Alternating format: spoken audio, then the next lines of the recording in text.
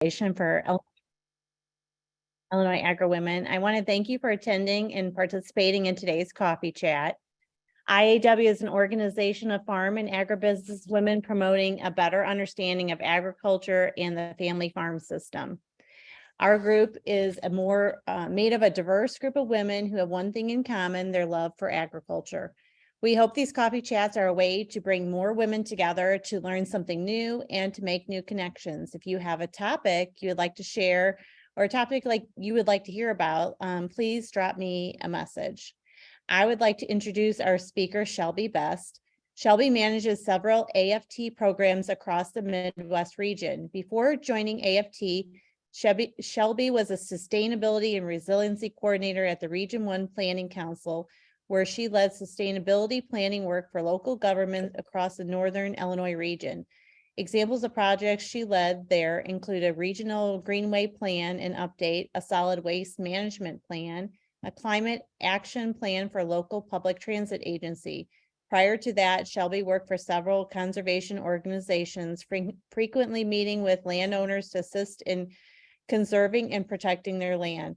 Shelby has a multidisciplinary background in conservation, communication, research, planning, policy, and economics. She holds a BSc in psychology from Loyola University, Chicago, and an MSc in environmental technology from Imperial College, London. I'd like to welcome Shelby to this morning's coffee chat.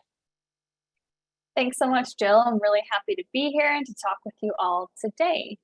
So I will go ahead and kick it off by starting to share my presentation. Just let me know and make sure that you're able to see the not the presenter's notes, but you're still seeing the normal version. Just feel free to pop a note if you can see my notes. Great. So anyways, we'll kick it off. I'm going to talk a little bit today about American Farmland Trust and some of the organizational work that we've been doing specifically related to the Midwest. I can't cover everything because we're a small but mighty team. We do a lot of work, but I will go over at least a few of the programs that we work on and then offer opportunities if you'd like to follow up on anything. So to kick it off, Jill already has done a really great job introducing me. So I'll just add a little bit more detail in that I don't necessarily have what you would refer to as a traditional linear career background. I have had the fortune to be able to work in a couple different industries, and I think that has really helped lend itself to my ability to approach different subject matter areas with the skills that I've gathered over the years. So I always like to pull a plug that I'm happy to talk to anybody who's undergoing career transitions or interested in those things, as sometimes it's a bit difficult to navigate. Also, this wasn't necessarily by design, but it ended up just falling into my plate that I really do live, breathe, and eat agriculture. So my partner is a farmer, and we're frequently involved in all things agriculture outside of my work at AFT too. And so I just included a few photos here from the last harvest, and then we were doing some tree planting this spring. So that was kind of exciting.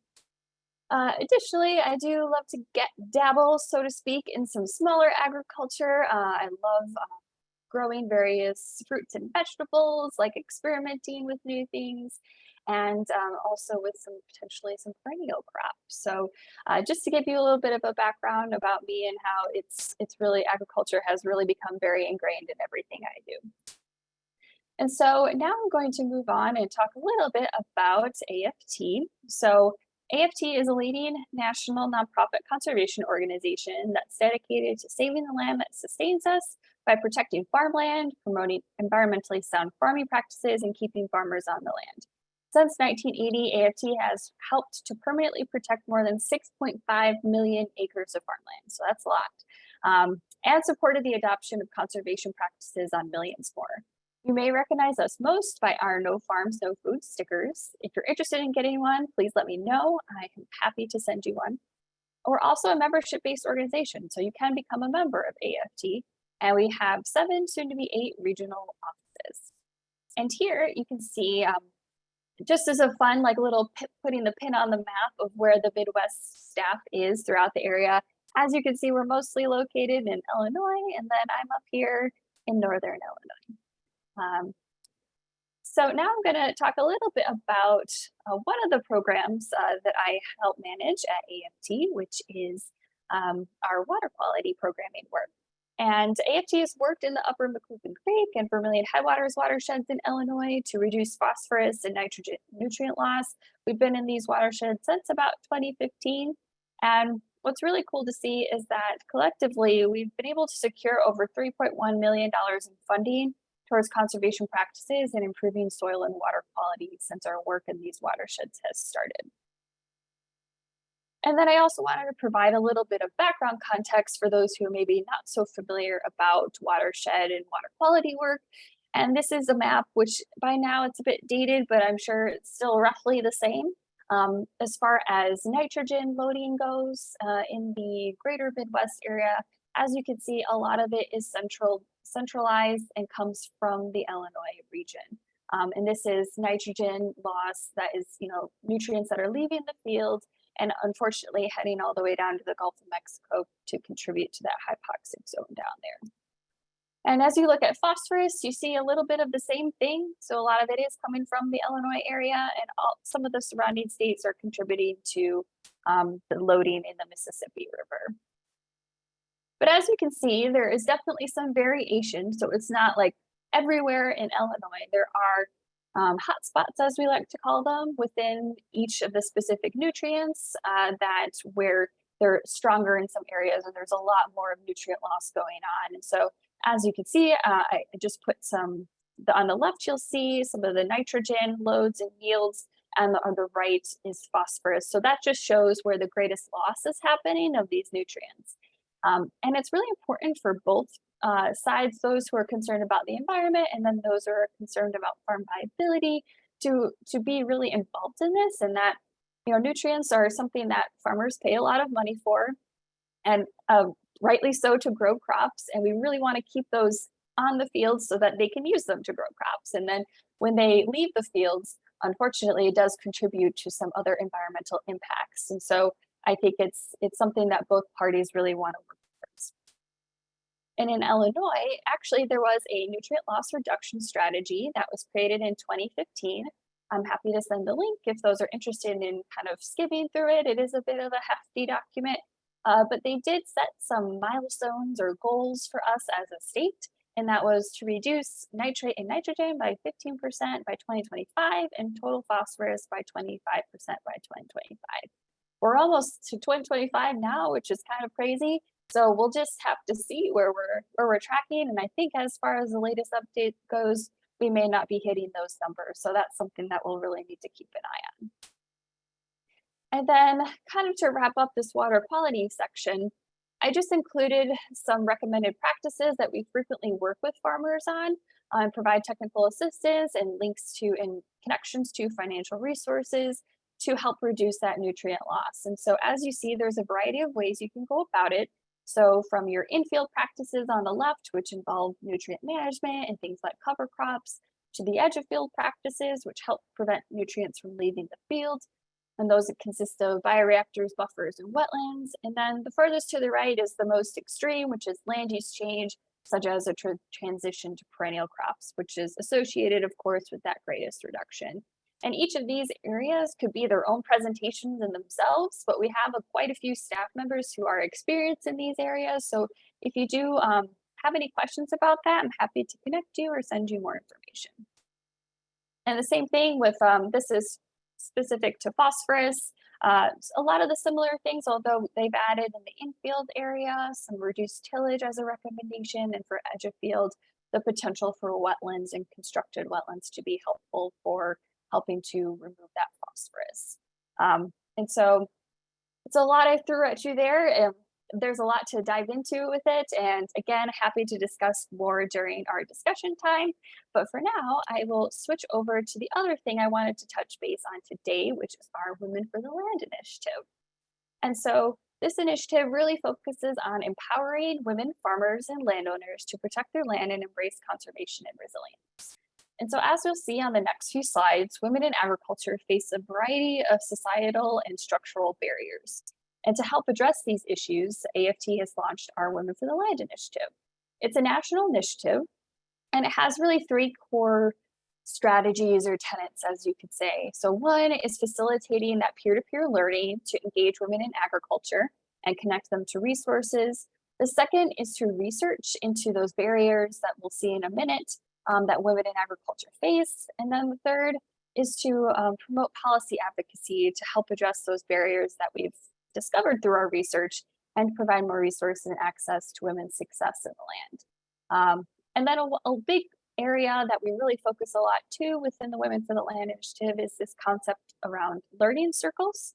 And so our learning circles have supported more than several thousand women, agricultural producers and landowners in over 16 states so far, and we've provided them with access to resources, information, and peer networks. And so the purpose of these learning circles is to really help create those peer-to-peer spaces for women so that they're able to feel comfortable sharing their experience and then their expertise with each other, and also can connect them to those resources. And so we've had a really successful programming as far as our rollout, I guess, so to speak, of these learning circles.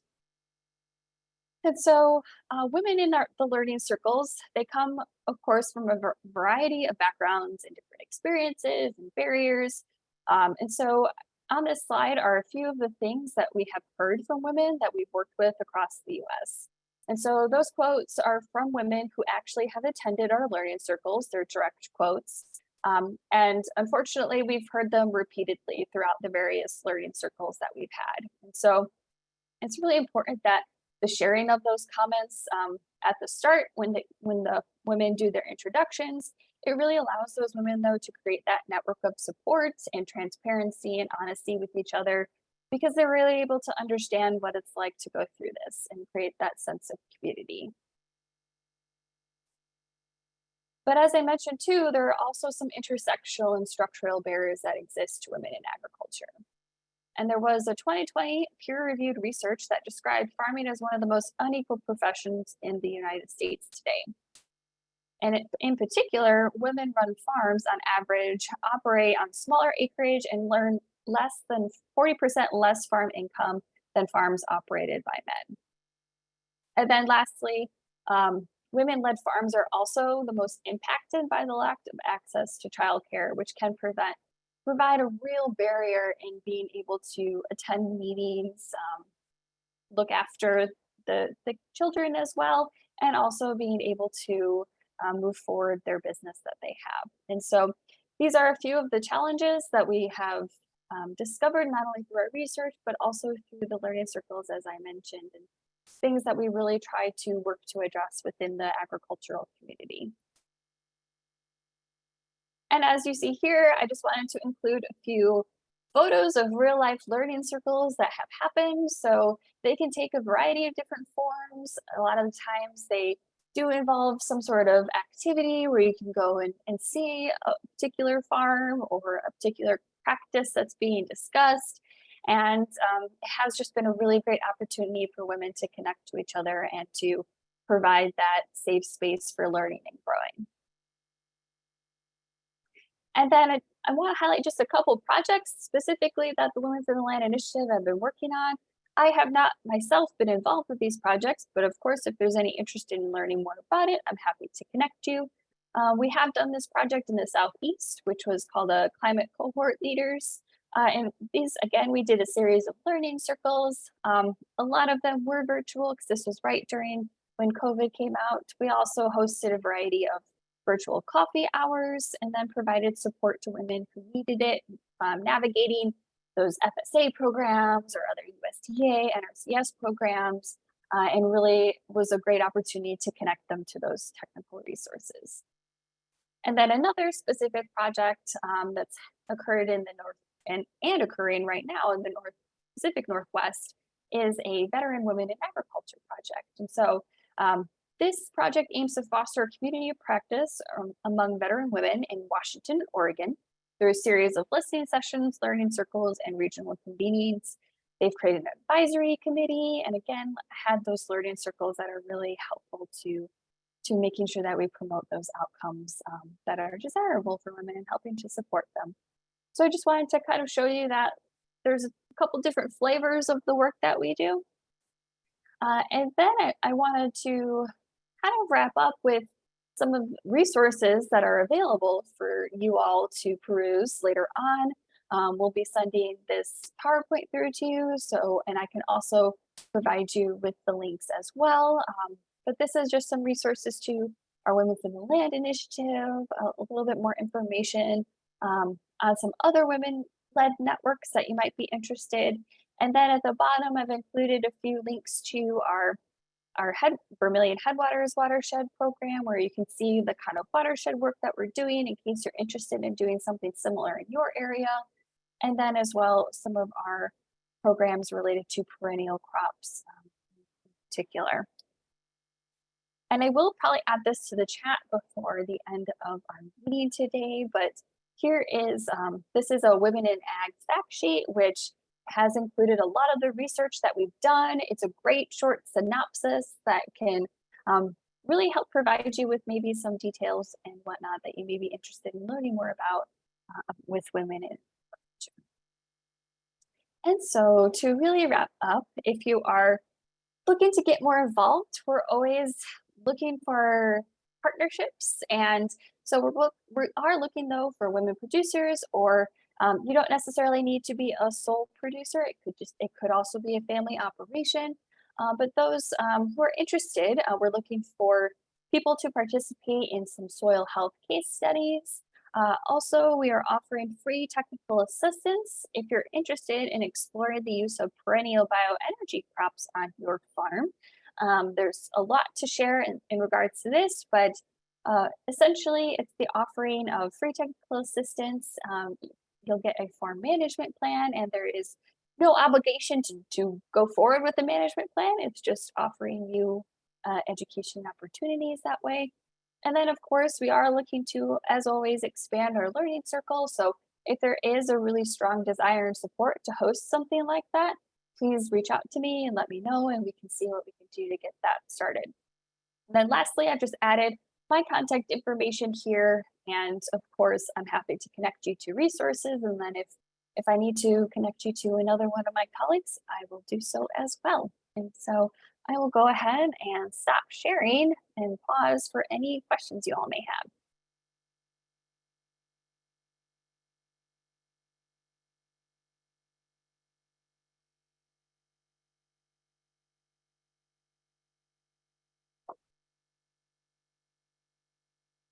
There's a lot of information. I know. Anyone have any questions for Shelby?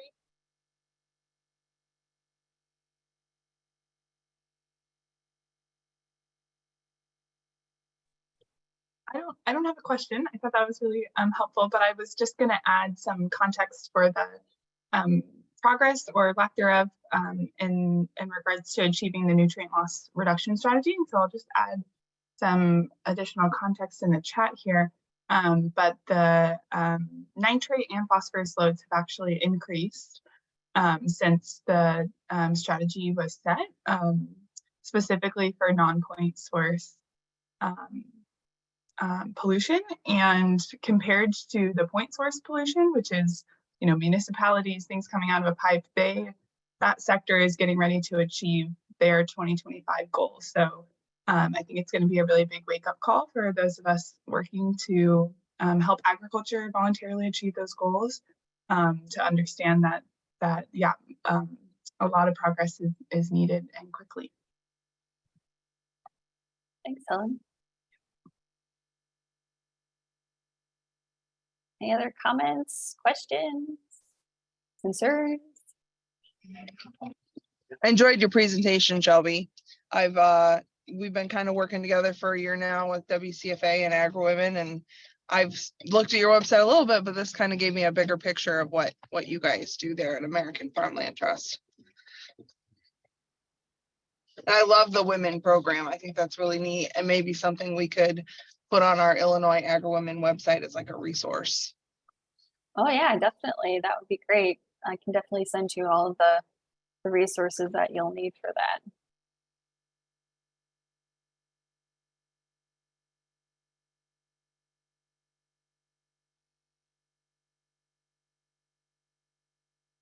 Shelby, what do you enjoy about your since we're talking about women in ag, what do you say you enjoy most about your job, and what do you feel are the biggest challenges being in your position? I think it's always interesting to learn about what other people do and what they love about it, and what's a challenge for them, whether it's just being a woman in this role or just your job in general. Mhm. Yeah, so I mean, for the job itself, I really enjoy being able to work on a variety of different projects.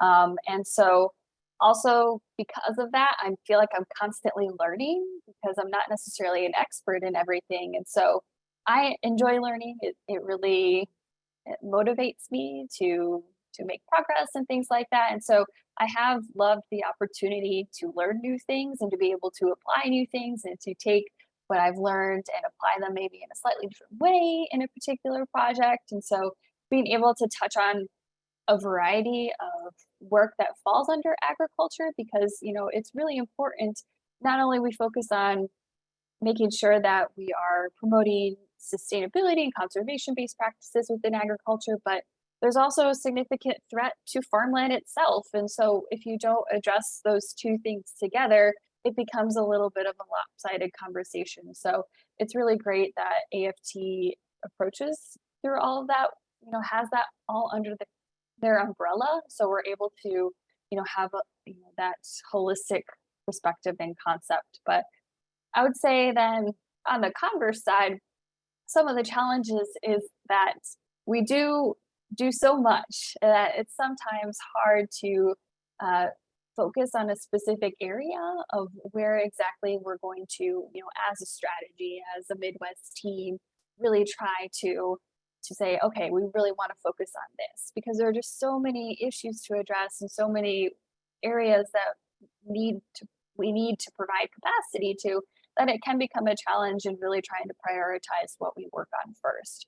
And then I would say, I think a lot of folks in different organizations face this as well, but always being able to find new folks to talk about and new people to engage, because a lot of the times we tend to get the people who are already interested. And so it's trying to kind of go outside our comfort zone, outside of our bubble, to talk about these various topics with new people. And I think that's just something that most organizations find to be difficult.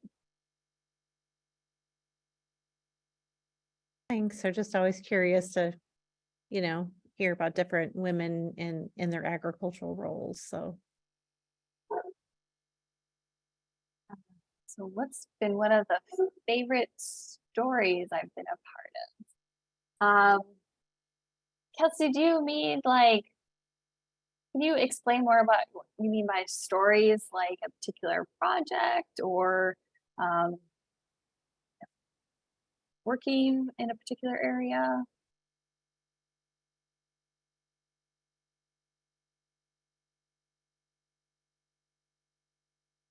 Or actually, sorry, that wasn't Kelsey, that was Natalie. Or maybe with Women's Project. Okay.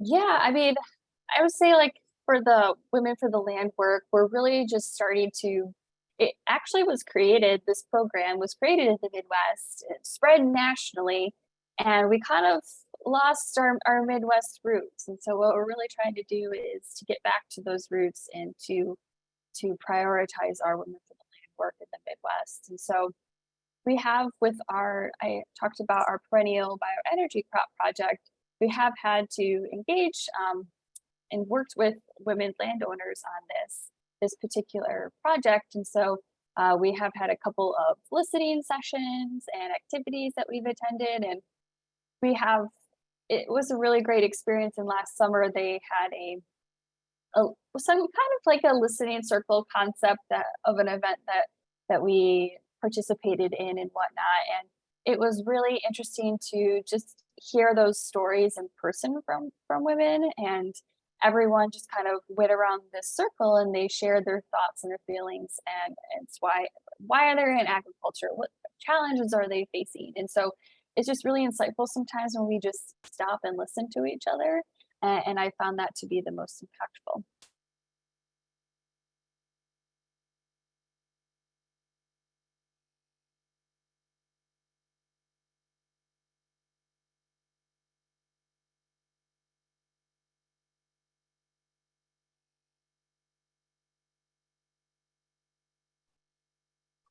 I know we only have a couple minutes left on the call, but since it's a small group, I'm curious to just hear what everyone else's role is in agriculture, if there's farmers on the call or what people are up to. I don't know if people want to come up and to say that or put it in the chat, but I'd be curious to hear.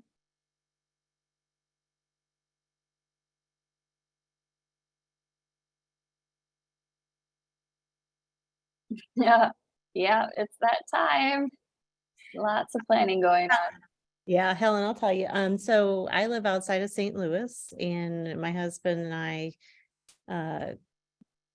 we have row crops, corn, bean, wheat, and then we have livestock. And we're heavy in business down here right now. So the rain has stopped and it's allowing us to go. So it's kind of where I am. So I'm right outside of St. Louis. That's great.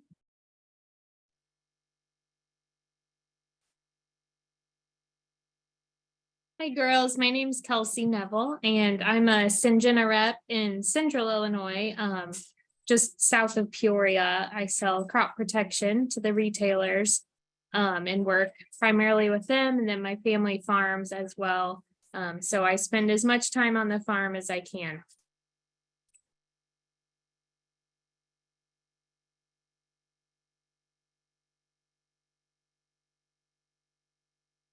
Awesome. Well, thanks for sharing. Yeah, and of course, I think Jill may have mentioned, I'll be sending you'll have access to the slides if you want to look at something a bit more in detail with the resource list, and we'll also provide right now, just drop in the chat the link to our Women in Ag fact sheet so you can see as well.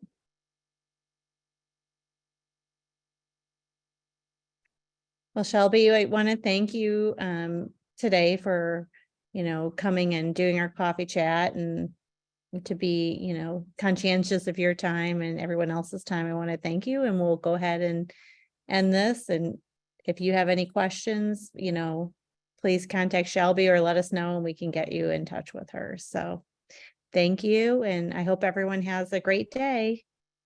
Thanks very much. Thanks, Jill. Bye. Bye, everybody.